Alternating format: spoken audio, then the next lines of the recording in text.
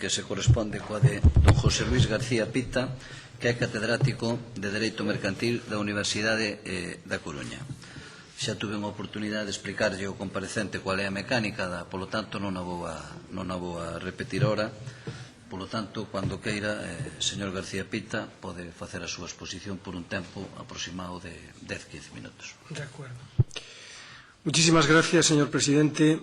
Yo, ante todo, quiero disculparme. Mi intervención va a ser en castellano, pero prometo que intentaré hacer las respuestas a las preguntas en gallego. Hago esto porque es la costumbre de dar clase y me cuesta cambiar.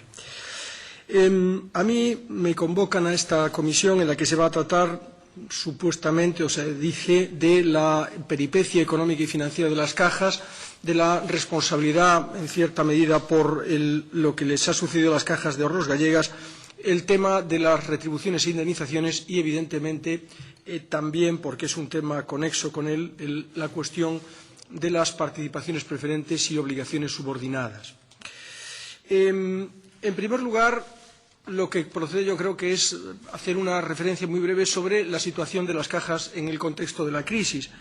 En esta crisis las ha afectado especialmente, como ha afectado también al resto del sector bancario, por razones diversas. Algunas son genéricas, son de carácter macroeconómico, los desequilibrios del modelo económico, quizá una excesiva inyección de crédito en el sistema, pero luego hay algunas cuestiones que son propias de las cajas y de su naturaleza jurídica. En este sentido, las cajas son personas jurídicas de naturaleza fundacional, son al mismo tiempo entidades de crédito y son, por esa misma razón, empresarios.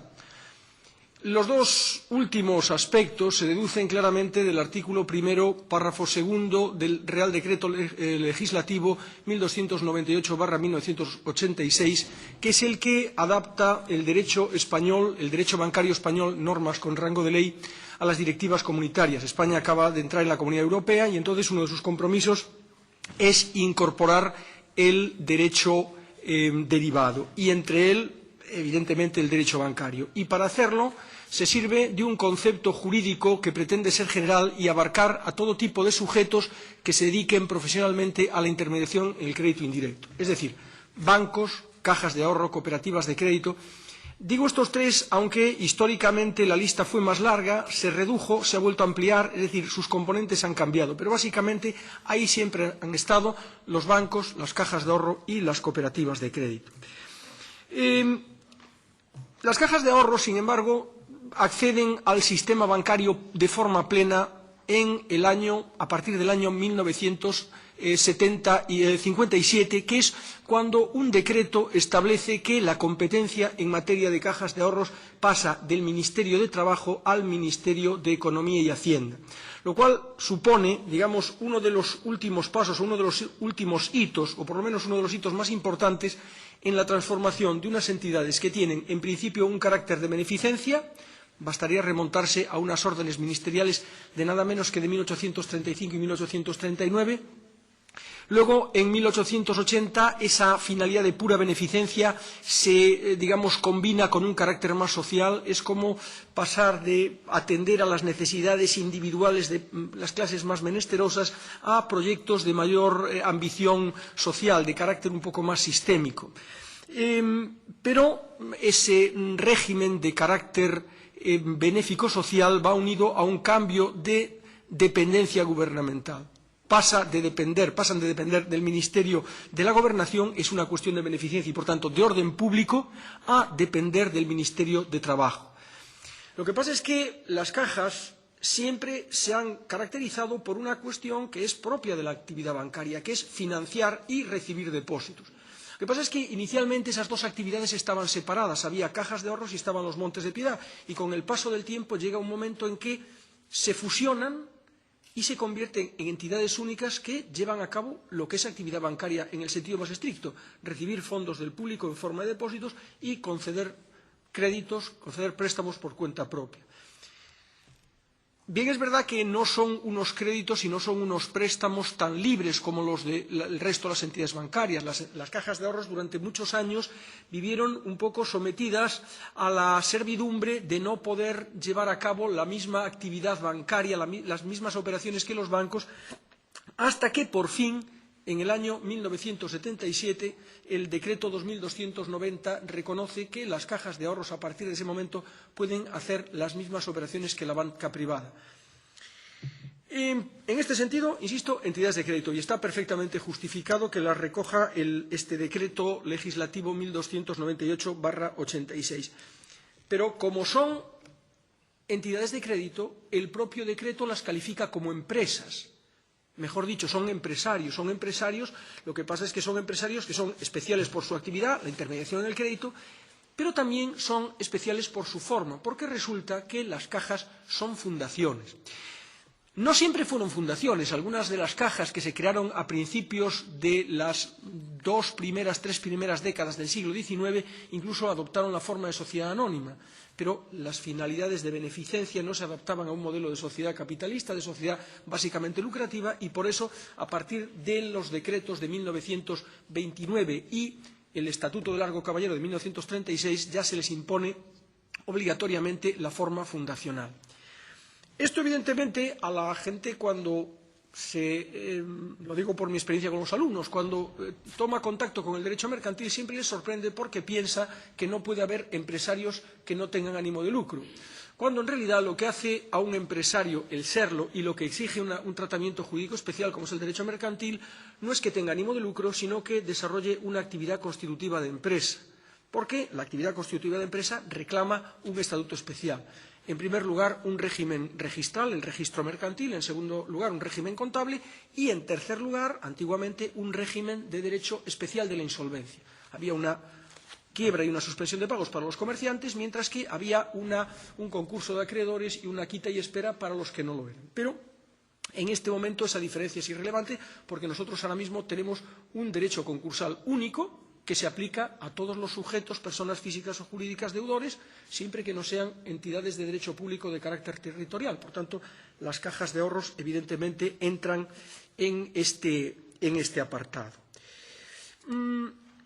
Las cajas de ahorros, evidentemente, hay que insertarlas en el contexto de un Estado autonómico, de un Estado que reconoce a ciertas unidades territoriales calificadas como comunidades autónomas una serie de poderes normativos, una serie de poderes de autogobierno, y obligan a que la Constitución prevea un modelo territorial donde se tienen que distribuir esas competencias. Entonces, aquí se ha hablado, evidentemente, de lo que disponen el artículo 149.1.6, el 149.1.8, el 149.1.11 y el 149.3. El 149.1.6 debería, teóricamente, haber afectado a las cajas porque atribuye a la competencia exclusiva del Estado la legislación mercantil. Si nosotros admitimos que las cajas de ahorro son empresarios, son comerciantes, lo suyo sería, teóricamente, que fueran redirigidas al ámbito de la competencia estatal. Es más, el artículo 149.1.8, que se refiere al derecho civil, también atribuye la competencia exclusiva en materia de derecho civil al Estado y solamente deja fuera los que se llaman derechos propios de los distintos territorios que formarían comunidades autónomas. Lo cual, evidentemente, plantea una duda. Es decir, ¿una fundación puede considerarse derecho propio? Bueno, en cualquier caso, al final, las comunidades autónomas, en concreto Galicia, se fueron apropiando de competencias en materia de cajas de ahorros por la vía del 149.1.3, que es el artículo de la doble cláusula residual. Lo que no te quedes tú me lo quedo yo, lo que no me quede yo te lo quedas tú. Entonces, en ese sentido, el Estatuto de Galicia de 1981 dice que la comunidad autónoma gallega tiene competencias exclusivas, lo que pasa es que menos exclusivas de lo que parece, en lo que se describe como instituciones de derecho corporativo, querían decir cooperativo, pero es una errata, público y territorial, y cajas de ahorros. La historia de las cajas de ahorros de Galicia es una historia que parece un poco a la historia de los Estados Unidos, es decir, los Estados Unidos, que tienen una historia corta, tienen que remontarse a la historia de Inglaterra. Las cajas de ahorros de Galicia tendrían que remontarse a la historia del derecho de las cajas de ahorro estatales. Aquí ya hemos pasado por dos leyes, una del año 1985 y el vigente texto refundido del año 2006. Y en este sentido, evidentemente, la competencia de la comunidad autónoma gallega Es una competencia que se manifiesta y se afirma, pero también pone sus propios límites, porque la Ley de Cajas de Ahorros de Galicia es consciente de que debe tener cuidado de no atentar contra las bases de la ordenación del sistema bancario y, en definitiva, contra el principio de unidad de mercado. Pero el concepto de bases es un concepto material, no es un concepto formal. ¿Qué quiero decir con eso? Quiero decir que muchas veces las leyes estatales y las leyes autonómicas dicen esto es materia básica, esto no es materia básica, y así justifican su competencia, cuando en realidad eso es un concepto material, no es un concepto formal y está sometido a revisión por el Tribunal Constitucional. Es decir, el Tribunal Constitucional en un momento dado puede conocer de un recurso de inconstitucionalidad contra una norma estatal autonómica diciendo que, de hecho, la materia o no es básica o sí es básica. En cualquier caso, hay una cuestión que la legislación gallega no podría haber hecho, porque eso sí que hubiera sido atentar contra las bases de la ordenación del crédito y la banca, y es diseñar una estructura de caja de ahorros diferente. No pueden crear cajas de ahorros que en sí mismas no tengan la naturaleza fundacional, ni pueden tampoco dotarlas de un sistema de órganos que sea distinto del sistema de órganos que tienen las cajas de ahorros, que gira básicamente en torno a la Asamblea General y al Consejo de Administración, más otros órganos, Comisión de Control, Comisión de Obras Sociales, ahora se habla de una Comisión de Inversiones, etcétera, etcétera. Entonces, la legislación estatal debe, en principio, plegarse a esa misma exigencia, tanto de forma de organización como de estructura. Y al hacer eso, evidentemente, la comunidad autónoma gallega recibe un modelo con todo lo que tiene de bueno y todo lo que tiene de malo. Es evidente que cuando en el año 1977 se promulga el decreto 2290, se da un paso muy importante en introducir en las cajas de ahorros de verdad la reforma de la empresa. Una cosa que está en la misma Constitución española. Los poderes públicos procurarán fomentar la participación en la empresa. Pues si hay un ejemplo evidente de participación en la empresa es este, donde están representados los intereses de los fundadores de las entidades de carácter social, del ámbito territorial donde las cajas prestan sus servicios, los representantes de los impositores y los representantes de los trabajadores. Pero claro, ese sistema, que en principio es bueno, no deja de presentar sus riesgos. Tiene riesgos porque, para empezar, el primer problema es un problema de legitimación de las decisiones de las cajas de ahorros. Las cajas de ahorros, al ser fundaciones, no tienen socios. Y como no tienen socios, todos los sujetos que estén representados en ella, incluso los fundadores, tienen, digamos, una legitimación, perdónenme ustedes la expresión, pero es una legitimación de medio pelo. No es lo mismo ser propietario que ser el tío que la fundó un día, se despreocupó de ella, ni ser trabajador, ni ser impositor. Y hay una diferencia muy profunda, dos diferencias muy profundas entre la asamblea de una caja de ahorros y la Junta General de una sociedad anónima, y muy fáciles de entender. La primera, un accionista accede a la posibilidad de ir a la Junta General por el simple hecho de ser accionista. No necesita ningún otro título legitimador. Como soy accionista, tengo derecho de asistencia y voto y puedo ir a la Junta. En cambio, las personas que acceden a la condición de consejeros de una Asamblea General de una caja de ahorros acceden por una vía indirecta. Adquieren porque representan a determinados segmentos de representación de intereses que deben estar, digamos, representados en las cajas. No tienen un derecho directo, no tienen una legitimación directa. Van siempre por el intermedio de esos bloques de representación cuyos intereses van a representar ahí. Prueba de ello es que a los miembros de la Asamblea General de una caja de ahorros se les llama consejeros. No tiene sentido ponerles ese calificativo a menos que ellos tengan alguna diferencia esencial respecto del socio que acude a una Junta General. Y es que no van por sí mismos, van como representantes de un determinado sector de intereses que la ley estatal y, por tanto, gallega, porque es una materia básica, ha dicho que tiene que estar representado. Y, en segundo lugar, las personas que acceden a la condición de consejeros de la Asamblea General de una caja de ahorros, ellas mismas no están unidas por un contrato de sociedad. Cada una de ellas es portadora de un interés, en principio exclusivo, egoísta no necesariamente en sentido peyorativo, pero egoísta porque es propio de ellos. No están unidos por un contrato de sociedad que les obliga a plegarse a un interés común. Entonces, cuando van a la Asamblea General de las Cajas de Ahorros, ellos deben respetar, eso sí, un interés de la caja que está relacionado con la finalidad social, pero mayor compromiso entre ellos en ese sentido no tiene. Lo cual nos lleva a la última cuestión. ¿Ha sido bueno o no ha sido bueno que las cajas de ahorros terminaran convertidas en bancos?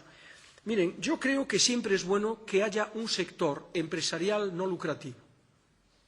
Y creo, es más, que ninguna norma, ni estatal ni autonómica, desde luego autonómica no, pero tengo dudas serias de que estatal tampoco, podría decir que ya no puede haber entidades de crédito que tengan estructura fundacional.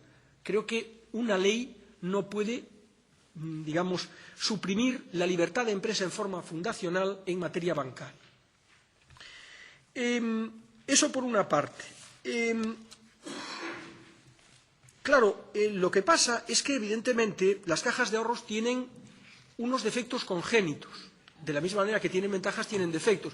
Y el primer defecto es que, al no tener un capital dividido en acciones como la sociedad anónima, tienen muchas mayores dificultades para acudir al ahorro público, para acudir al mercado de capitales, al mercado primario, porque no pueden emitir acciones. Solución: inventar para las cajas de ahorros ciertos activos financieros, ciertos tipos de valores, de títulos valores, que no fueran acciones, pero en la medida de lo posible, y el proceso ha ido avanzando en ese sentido, proporcionaran una situación lo más parecida a la de ser accionista.